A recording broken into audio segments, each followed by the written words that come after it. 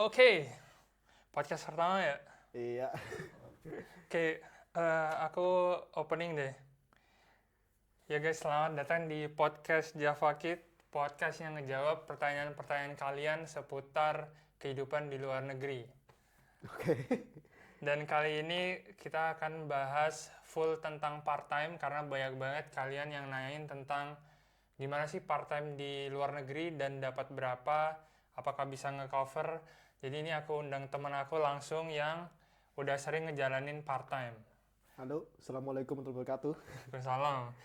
Boleh perkenalan diri dikit aja? Iya, perkenalan, nama saya Faros Ramzi dari Jawa Timur. Tempatnya dia juga dulu. Surabaya bro. Tapi beda kota. Oke. Ya, dulu kita pernah ngekos dan ya ngekos satu tempat di tempat lain dan ya sekarang dia udah kerja, aku masih di kampus.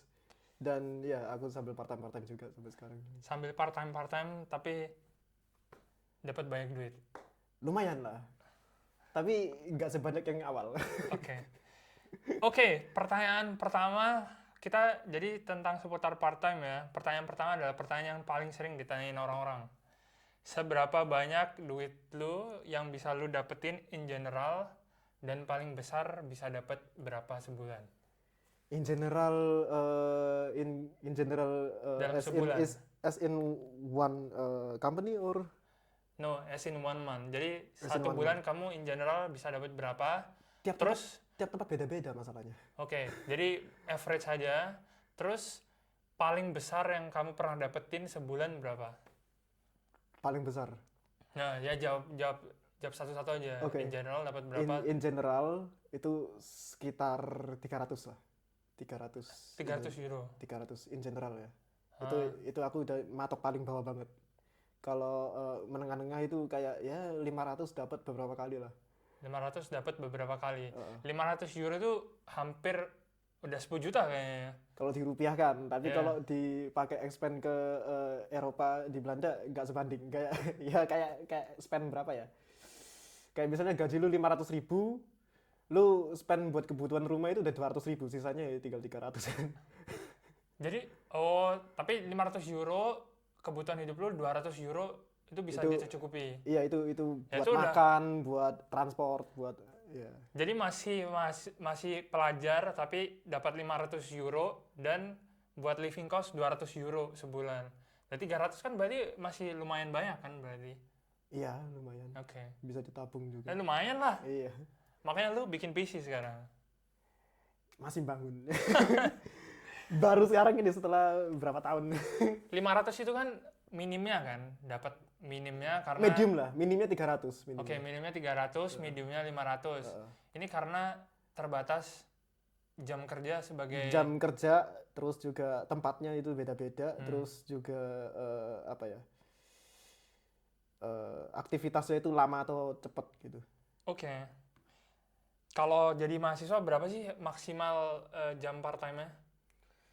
Per minggu itu sekitar 16 jam kalau nggak salah. 16 jam ya maksimal. Iya. Jadi 16 jam 500 euro, lumayan lah ya. Terus paling besar lu bisa dapat berapa? 800 kalau beruntung. 800 kalau beruntung. Lah berarti kerjanya lebih dari 16 jam atau gimana? Eh, libur panjang itu pasti lebih dari 16 jam. Itu di atas Oke. 800 lagi itu. Tapi Jadi kalau waktu libur panjang aja ya. waktu libur panjang malah di atasnya 800. Oke. Tapi tadi yang lu bilang yang dapat paling besar berapa dalam weekday, itu paling 800 paling besar. Itu dalam Oke. waktu secepat itu bisa dapat customer rame gitu. Oke. Ini kerjanya jadi apa? Yang terakhir ini bagian ya serabutan di toko itu sih, Oke, toko oke. burger. Oke, pertanyaannya masih belum selesai itu. Jadi rata-rata di sekitar 300 sampai 500 dan paling tinggi di 800. 800 sudah hampir 20 juta, Bro. Iya sih. Hampir. Hampir. Ya kan, 500 sudah hampir 10, tambah 300, 800, ya udah 15 ke atas. Itu harga kos rumah naik sama bayar buat sekolah juga nutup lah. Kayak dari rumah ya dari Indonesia kan tetap Iya, dibantu sama ya disupport sama kakak sama orang Tapi tua. 800 kalau 200 bisa buat living cost, itu 600 udah lumayan lah buat nutup. Lumayan. Eh, Itu 200 itu kayak lu spend buat Banyak anjir itu. iya, buat makan, buat transport Iya. gitu. Itu 16 jam kerja loh ya. Bukan, kalau kalian pikir itu bukan kayak, oh, satu hari full kerja 5 jam. Enggak, 16 itu baru seminggunya itu. Iya, itu 16. Maksudnya aku nyoba jelasin kalau kalian tuh nggak kerja tiap hari gitu loh. Iya sih. Nggak kerja tiap hari dapat segitu. Iya. Jadi karena seminggu maksimal itu 16 jam, jadi seminggu kalian mungkin ada sehari kerjanya 4 jam, dan itu cuma 3 atau 4 kali. Iya kan? Iya, betul betul betul. Jadi ya masih bisa belajar lah anggapannya, atau masih bisa ngelakuin hal-hal lain. Dan selain nutup kos juga bisa ngebantu SPP kuliah. Iya, betul betul betul. Nice, nice, nice.